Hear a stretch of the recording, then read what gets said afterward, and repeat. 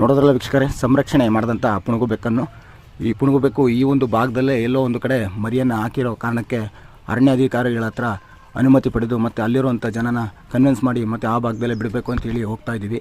ಹಾಗೆ ಯಾಕಂದರೆ ಈ ಒಂದು ಪುಣಗು ಬೆಕ್ಕಿನ ಮರಿಗಳು ಹುಟ್ಟಿದ 14 ದಿನ ಇಲ್ಲ 15 ದಿನಗಳವರೆಗೂ ಕಂಡುಬಿಡಲ್ಲ. ಆ ಕಾರಣಕ್ಕೆ ಮತ್ತು ಹಾಲನ್ನು ಕೂಡ ಕುಡಿತವೆ.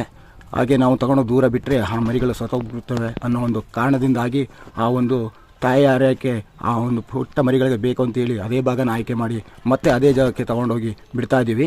ಬಿಡೋಣ ಬನ್ನಿ.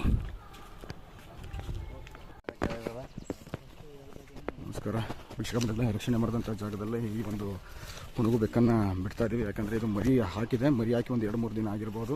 ಆ ಕಾರಣಕ್ಕೆ ಮರಿಗಳು ಸಾಯ್ತವೆ ಅನ್ನೋ ಒಂದು ಕಾರಣದಿಂದ ಅದೇ ಭಾಗದಲ್ಲೇ ಬಿಡ್ತಾ ಇದ್ದೀನಿ. ನಾನು ಎಲ್ಲಿಡಿದೆ ಅದರಿಂದ ನಾನು ಹಿಡಿದಿದ್ದ ಜಾಗ ನೋಡಿ ಇದೆ, ಇದೇ ಭಾಗದಲ್ಲಿ ರಿಸ್ಕ್ ಮಾಡಿದ್ದು. ಬಟ್ ಅದೇ ಭಾಗದಿಂದ ಪಕ್ಕದಲ್ಲಿ ಅದ್ರ ಗೂಡು ಥರ ಇದೆ, ಮೋಸ್ಟ್ಲಿ ಅಲ್ಲೇ ಇರ್ಬೋದು. ಅದು ಅಲ್ಲೇ ಬಿಡ್ತಾ ಇದ್ದೀನಿ ನೋಡಿ. ಇವಾಗ ಅದನ್ನು ನೋಡಿ, ಈ ಜಾಗನ ಆಯ್ಕೆ ಮಾಡ್ಕೊಂಡಿದ್ದೀನಿ, ಸೇಫ್ಟಿ ಜಾಗ ಅಂತ. ಅದಕ್ಕೆ ಮತ್ತು ಇಲ್ಲೆಲ್ಲ ಮರಿ ಹಾಕಿರ್ಬೇಕು ಇದೇ ಜಾಗದಲ್ಲಿ.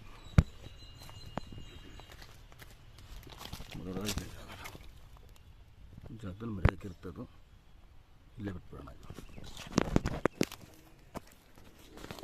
ಅನಾಗಲ್ಲ